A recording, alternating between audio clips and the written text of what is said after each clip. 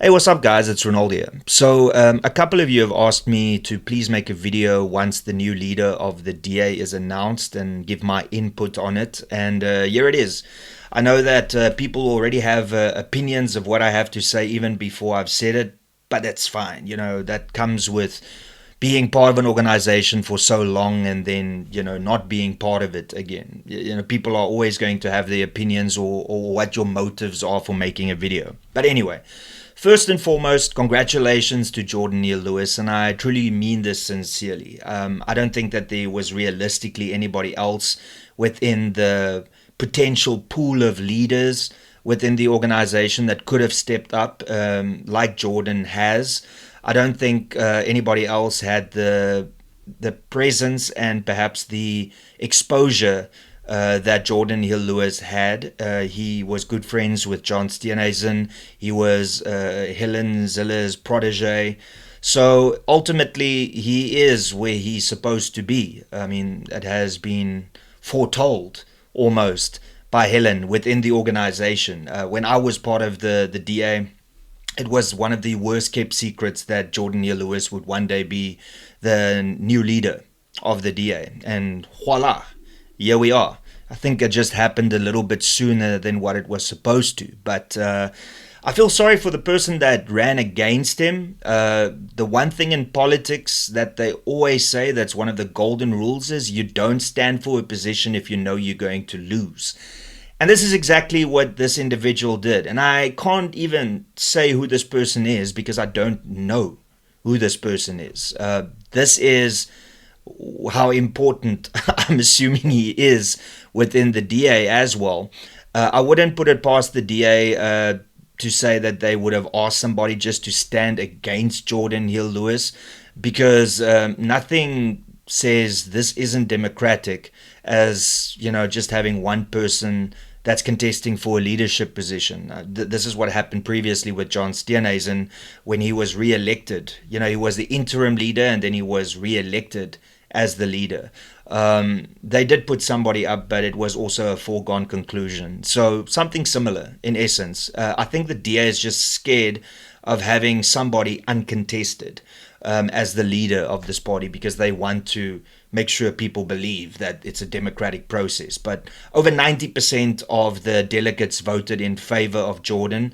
So I think that tells you everything that you need to know. Also, I have to say that the Congress was very impressive. I mean, I don't even want to know how much money they spent on that Congress, like flying everybody up or busing everybody up, the venue itself, all the productions.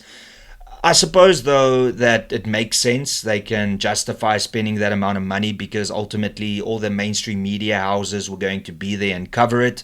And, they want to let South Africa see what they can offer. Now, whether or not I actually believe that that production in itself will make people go, oh, we should vote for the DA. No, I don't think so. But you can't fault them for putting every single penny they have at this production to make people go, wow, clearly they are somebody to be reckoned with. And I think that happened. I think that was successful. Now, the one thing that I have to say that I can already foresee problems with is the fact that Geordin does not want to form part of Parliament. He doesn't want to form part of the executive. He wants to remain the mayor of Cape Town and then be the leader of the party, and then having to juggle the ministers, the GNU. I don't think that that's going to work out. I think this is going to be an epic failure, in my humble opinion, because when you have a leader vacuum within Parliament, specifically in the GNU, this is not going to work out well because he's either going to not focus as much on Cape Town or he's not going to focus as much on Pretoria, which is where the executive is, and he's not going to focus on Parliament.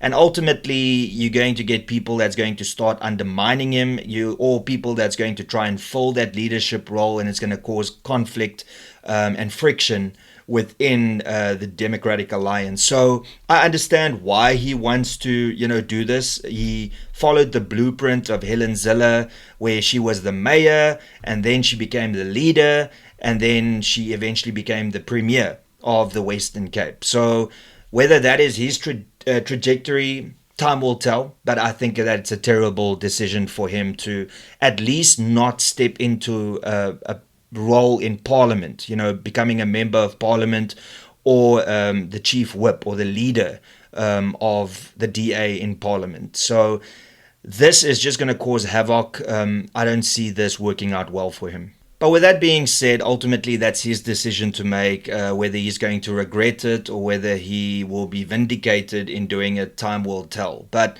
during his speech, he raised 4 important points that would be the focus area for his term as the leader of the Democratic Alliance. And I wanted to just briefly touch on that and give my input as to what I think about it. So here we go.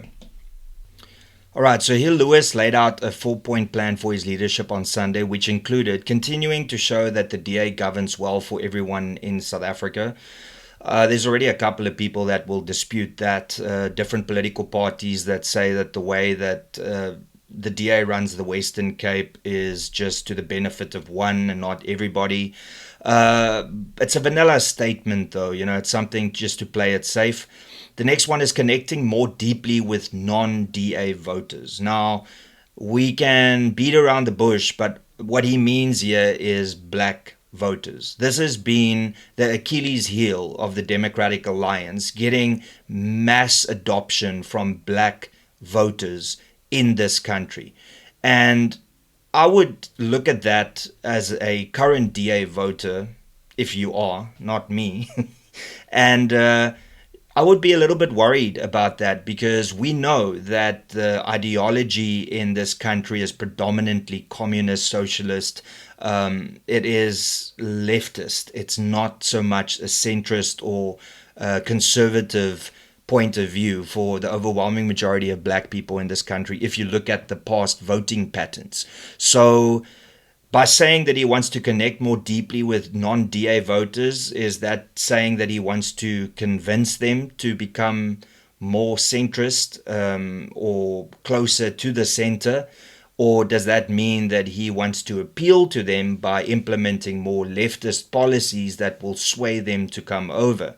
Now, if you look at his term as the mayor, it's quite clear that he is not scared to adopt policies that are more leftist than what it is centrist. So time will tell what that means. We'll see before the election. The next one is being a strong and principled partner in the national coalition. Well, that is a problem, I think, for a lot of people that aren't happy with what the DA is currently doing in the GNU. I feel a lot of DA voters feel betrayed, that the party said before the election they will do one thing, and then when they were in the GNU, now they are implementing the policies that they told people that they would be fighting against. So being principled and strong, it runs hollow if you consider what has been done so far in the GNU. And his commitment to continue this GNU tells me that it's going to be more of the same and not really something radically new. Then the last point is leading with belief in South Africa. Oh, that's great. I think everybody loves this country. Everybody wants what's best for it. So it's another vanilla statement. So ultimately, look, it's not even one day since he's been the leader. So there's not really much to comment on other than just, was he going to be the leader regardless? Yes. I believe that he was the obvious choice for the DA, considering the shitstorm that John Steenhuisen caused for the Democratic Alliance. I think that the DA was a little bit caught off guard in that so many people were moving away from the DA because of John Steenhuisen, and they wanted to quickly sort that out. I truly believe that the intention was for John to stand again as the leader of the party and see at least the first GNU term through, the 7th administration of Parliament. I think that was the intention. But then what he did in the White House, what he did as the Minister of Agriculture, that just didn't work out. And then the scandals with the Uber Eats card, the company card, and then his personal finances, getting a default order against him. I think everybody in the DA is just happy to see the back of him as the leader. And now the question is, what is going to happen internally within the DA? Because they also re-elected pretty much a new federal executive. They elected a new chairperson to replace Helen Zille. So also well done to Sharupin, Ashor Sharupin, for getting that position. And then I believe Solly is the new chairperson of Federal Council, if I'm not mistaken. So all in all, I think that everybody is excited to see what Geordin's going to do, but I truly believe that he's not going to rock the boat. I believe that the things that you are seeing in the GNU will continue. I don't see him drastically changing anything immediately. Perhaps in a couple of months he will recall a minister, or he will get somebody else in a different position. Time will tell. But as it stands right now, based on the 4-point plan that he's presented, it's not anything radically new. I think that they just want to focus on stabilizing the DA. No any controversies, nothing being done that can radically turn people against the DA. They're just going to play it safe. He's going to allow the DA, the mayoral candidates, to do their own thing. He's not going to step in and let the DA run the campaign. He's going to rely on Helen Zille's brand name, Retief Odendaal in Nelson Mandela Bay, Celia's Brink, Chris Papas, the usual suspects, himself as the mayoral candidate for Cape Town. But like I said, I believe that there is going to be trouble brewing in the near future if he doesn't decide to go and join the people in Parliament, because this is going to create two areas of power within the DA, the one in the executive and one within head office in Cape Town. And that can cause a lot of problems if it's not managed. And with him running a full campaign as the mayor of Cape Town, I can see him dropping the ball at least here or there. I've always been a firm believer that the leader of the party should not really hold a high-ranking position, meaning a minister, because that takes your attention away from running party stuff.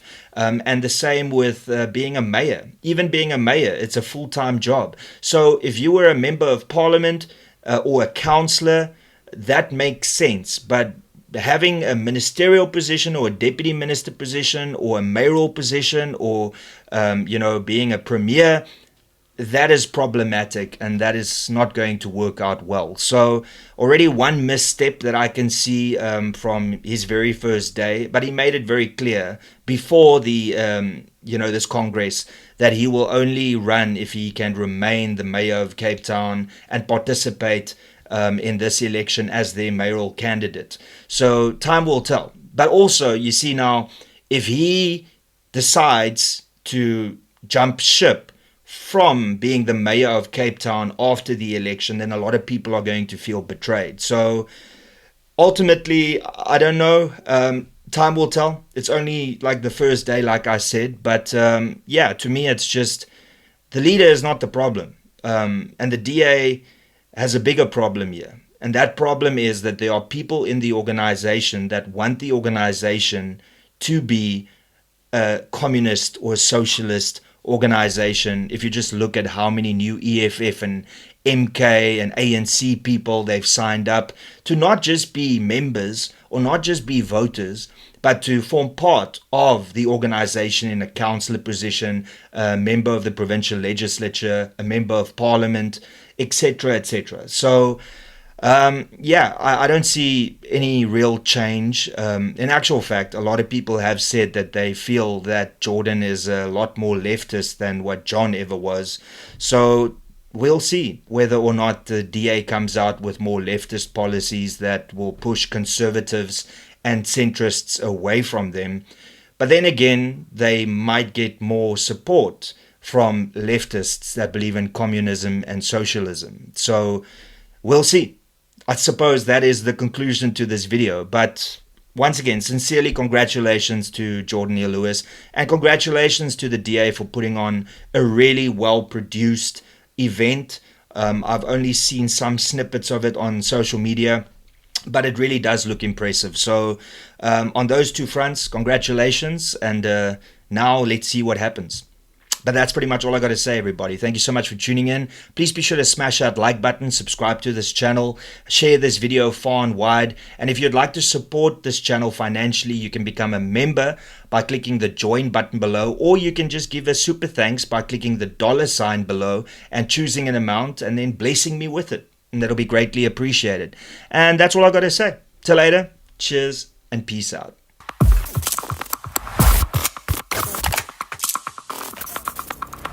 You don't even know me, but every time you see me, you say, I wear my massacre.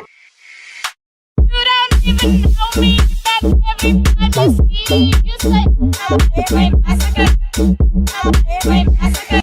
You don't even know me, but every time you see me, you say, I wear my massacre. I wear my massacre.